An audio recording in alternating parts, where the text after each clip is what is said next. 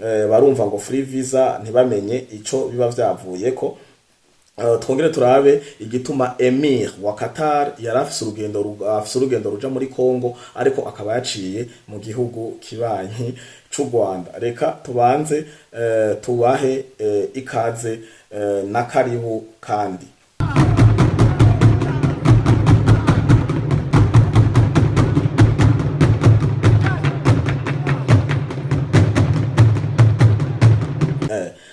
Hagaragaye ko Emir wa Qatar yaciye mu gihugu c'u Rwanda abisabwe na Kagame. Kagame yamusavye ko yoca hariya mu Rwanda kugira amwitumire, yamubwiye ati woca muntu ugenda ugana muri RDC, woca hano nka kwitumira amutume agende kumubwira ati Tshisekedi bana raba orosha turamerewe nabi ntidusebe ntitumaramarire hano murasirazuba bwa Kongo, rabukungene bigenda fu musinya kimwe muri ivyo bibiri turakungene tworotira igisirikare cacu c'u Rwanda atabimaramare tuvuye base nk'abagabo.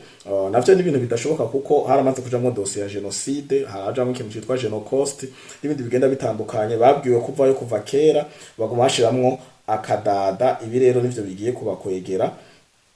Tugende kuraba igituma rero u Rwanda rwagize free visa. Free visa bisigura ko umuntu wese aza mu Rwanda ata visa na ya mahera basabira kuri aeroport kuko haraho visa electronique, visa usaba uciye muri ambassade na visa à l'arrivée. Hajya ushitse kuri aeroport hari indani habareho immigration services, hama abajejwe immigration bagaca bagutaxa soit nko mu Burundi nkudakubona ari $90 nimba ntihenze, sinzi ko bivaria sero y'ibihugu.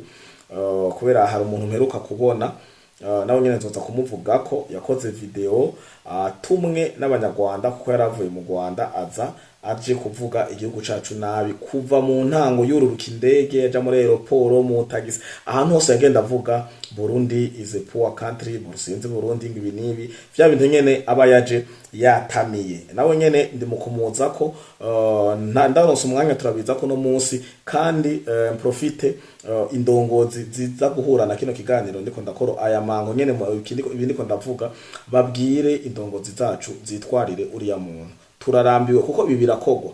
Nta kuntu umuntu yoza ari umuturiste d'abord uri umuturiste ubuje mu gihugu utazi, ubuje kudécouvrir imico, culture, la tradition, les coutumes, la saveur, les délices de la vie, le climat, le relief, la démographie, ukaza genre l'aspect, ukaza ukaraba la végétation, le pâturage, ukaza ukaraba les cultures, ubworozi n'ibindi byinshi bigenda bitandukanye, les sites touristiques n'ibintu byinshi cyane, des régions naturelles, les zones de pêche n'ibindi byinshi bigenda bitandukanye.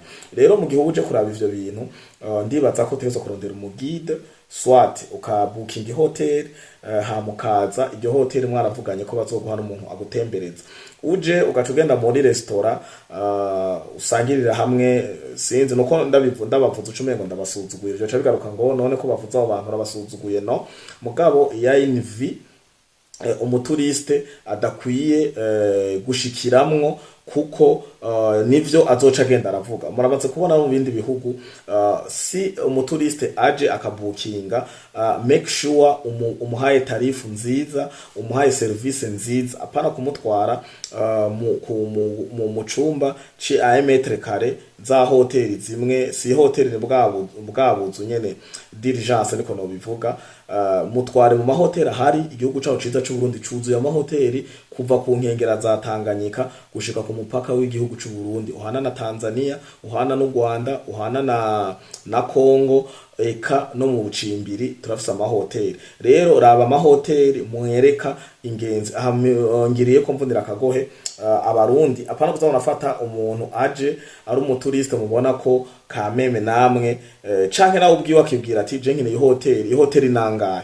Kirazira gora ku hoteli ya Mwensheri, uravuga ku hoteli y'amafaranga ashoboka. Nimba naho mutaza amahoteli murazogendana ubutabo burimwo amahoteli canke musaba amahoteli abikore, siruta abataximene canke abandi bantu ba amakwe aba diaspora canke abatouriste bashikiramwo babe bafise akadeplia kaba karimwo amahoteli n'amadresse yabo, kumbure des prix minimum z'amashambre n'ibindi vyinshi. Ibi ndabivutse kubera ngiye kuvuga ku bijanye na tourisme, igituma Kagame yuguruye free visa. Kagame rero nababwiye ko igihugu ciwe kiri aragoni au niveau économique, kiri aragoni au niveau économique. Ndabibabwiye uku mwo kwibaza ni blague, reka ndabereke communique, ndabereke communique ya RNB, ya Rwanda National Bank, aho bavuga uku gukurikira. D'abord hari ikinyamakuru citwa The East African canditse kwigenekerezo rya 19 kivuga ati le franc rwandais s'est déprécié de 9,68% au cours de l'exercice financier 24-25 par rapport au dollar américain. Une nette par rapport au dollar américain. La Banque nationale du Rwanda attribue le ralentissement de la dépréciation. Bon, ntibiboneka neza, reka ngende hano nako ndababwira. Hari la chute du franc rwandais s'atténue, mais la situation reste fragile.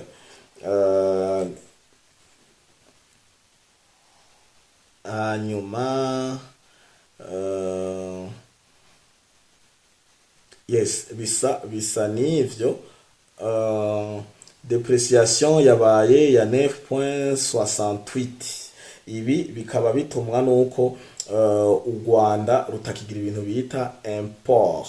U Rwanda ntirucemporta vyinshi ko vyahora bica kuri port ya Tanzania. Narabwiye ko u Rwanda rwahindukirije muri Kenya, kandi ubu ngo n'aba investisseur bariretisa, nta ba investisseur bako baraza mu Rwanda nko ku muvuduko w'ibihe birangiye. Na nico gituma u Rwanda mwabonye umu investisseur mukuru rufise ni Qatar. Nico gituma mwabonye ujya mu emir wa Qatar aja mu Rwanda. Ndaza ndababwire ivyo yaragiye gukorayo, iruhande yaho yamutumye kwa Tshisekedi kumufukamira, n'ibindi vyinshi. Ndaje ndababwire igituma uyu muemir yaciyeyo.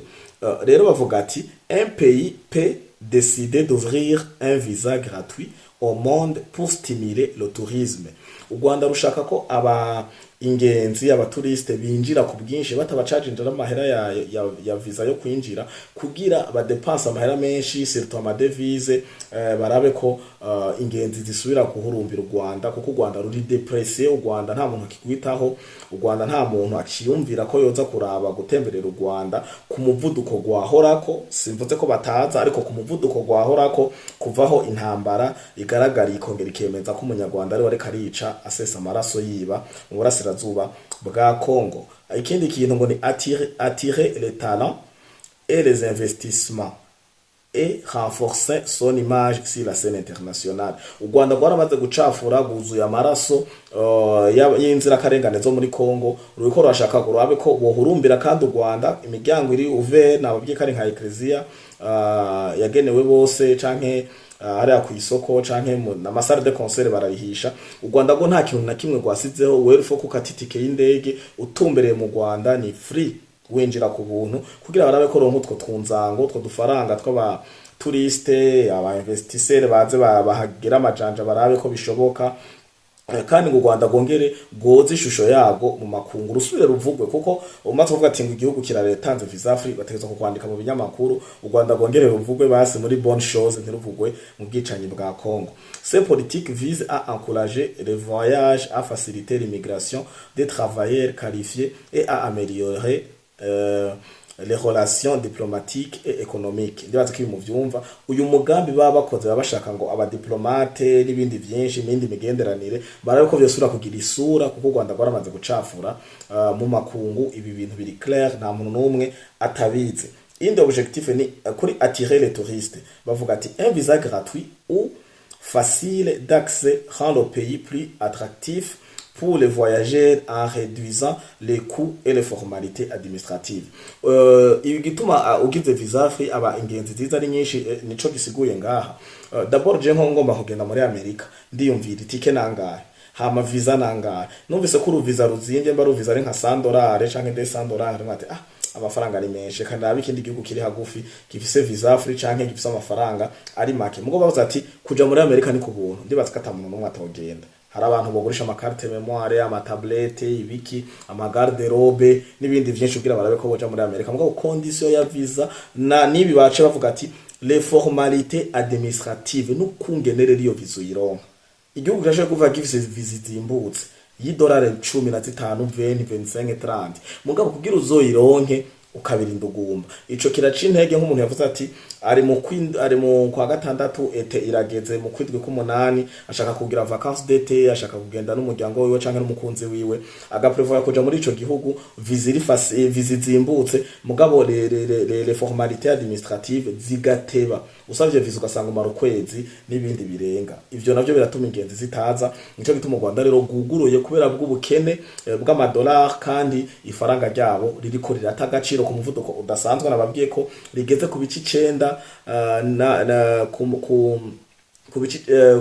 kuri 9.68 ibici 9 n'amavirigire n'amasenti 68 kwijana muravyumva ko nabo nyene batorohewe kandi bibandanyije uko u Rwanda rurafukama rurarira ruboroge kuko u Rwanda rusanzwe rumeze nk'uko u Rwanda iyo gwafatirwa ambargo u Burundi gwafatiwe muri 2015 u Rwanda ntiruba rugihema ibaze Qatar kufye amatara n'amazi boca bapfa igisoda aeroport indege igitoro ingya inkoho n'ibindi vyose bitunze u Rwanda harona quartier y'abara mpora numva ngo abanyarwanda badahonyuramo kandi abanyarwanda urumva ko ari vyinshi cyane bituma u Rwanda gugurura iyi rwagize iyi free visa gwashatse reko gosura gusesuka rusubire kuvugwa mu makungu rusubire guhurumbirwa mu gihe gwari rwaramaze kwinubwa kubwo kwica gusesa amaraso arahuma nayo babwira ikiganiro nakoze nagize miniature ya amaraso arahuma ingaruka zo kwica ingaruka z'amaraso ngira mwagikurikiranya kuko tudahengeshanya gusangira ibiganiro hano rero ibi nivyorohereje u Rwanda na gato inco bituma bahisemwo kugira ivyo ndababwiye vyo gukura amaviza baca bagira igikorwa ca visa free ndabakengurukire rero kuri kano kanya mwebwe mudahengeshanya kuduha kugira tubane hariko reka tubangiri tusubire rero kuri Emir wa Qatar afise urugendo rwo kuja kwa Tshisekedi muri Kongo kuvugana ibinabiriya musanzwe muzi ko ubu Kongo niyo iriye panuisa paraporo y'u Rwanda nirikirakira abadiplomate benshi Israel mwarayibonye abafaransa narababwiye ko ubu abagwiza tunga bakora shaka kwinjira mu muryango munini batarenze gusaba badaciye mu bakomisiyonere b'u Rwanda n'ibindi byinshi gusesa amaraso bashaka bice mu buryo nico bituma ko baragenda gasakisaki muri Kongo barabe ko Tshisekedi yobugururira marembo manini bareke guca mu canzo uyu Emile rero yafise urugendo ruja muri Kongo azobona na Tshisekedi ejo hanya azakona na Tshisekedi no munsi murantunga ariko yaciye mu Rwanda ku munsi wejo kugira Kagame arabe ko yo mutuma gusaba koroha n'ibindi vyinshi vya diplomasi imigenderanire ariko icuka cogenda neza ikindi naco Kagame kwa rukwisemba uyu nyene Emile aho yamuhaye inka ndibaza ko mwazibonye yamuhaye inka zitari nke abatabibonye reka ndabashiremo ifoto yamuhaye inka zitari nke amushimira kandi asaba ikigongwe ngo amadividande ne handi umuntu aguha umutahe kugira uzumuha inyungu u Rwanda nta nyungu rufise rwari kuha Qatar Kagame yaciye asabisha ikigongwe inka mu kumuha inka uyu mu Emile abe arahoyahoya kubera ngo atamadividande bafise ibi na makuru yizewe ava mu Rwanda aho dusanzwe twimba ducukumbura amakuru u Rwanda Emile yaje avuga ati inyungu iri hehe mu investissement ya Qatar hano mu Rwanda ruvuga ati turaremvye tabara wa muvyeyiwe ahubwo buratora inka agenda mutohoze ngo ubusho bw'inka yamuhaye ubusho bw'inka bw'ubwoko bwitwa inyambo ngo buri mu miliyaridi sinibuka neza igitigirino hava ndabahenda ariko ni miliyaridi nyinshi yamuhaye inka nyinshi cyane no ku mafoto muraza kuzibona canke ngira mwazibonye no mu mavideo ngira mwazibonye aho bamaranye umwanya munini ari muri izo nka musigurira ukuna kuriya ngira mwumvisha igituma ari ngombwa twari izo nka yasengira buriramwo vyose mu bijanye na dividende aha rero Emile akaba yaciyeyo kuri izo mvo, kandi Kagame yashatse ngo yerekane ko u Rwanda kumbure gorora canke rugaba kumbure canke yerekana ko u Rwanda rukibaho n'ibihugu vyaruteye umugere biko birarutera umugere bishaka vyoba biragaruka, akaba arabiha ivyuvyo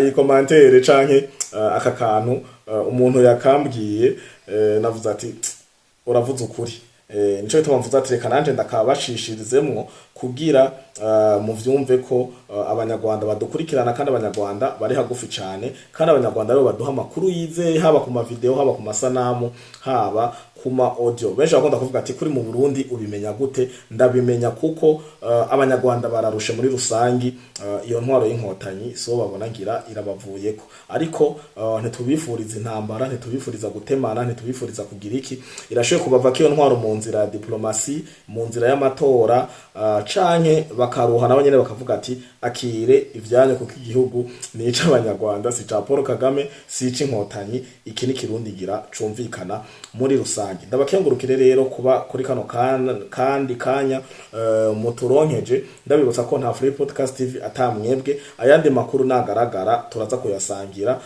kumbure amakuru ku mirongo y'urugamba, kuko urugamba gogo ruvuza ubuhuha imasisi, abasirikare b'u Rwanda bahahoneye cane, ariko ndindiriye ivyemezo n'amakuru nkura hariya ndayatohoje nonge ndayabajije abariyo surtout n'abari ku mirongo y'urugamba bari muri Wazalendo. Aha rero tugire doti mugire amahoro n'umugisha, mwubaho cane, ciao ciao.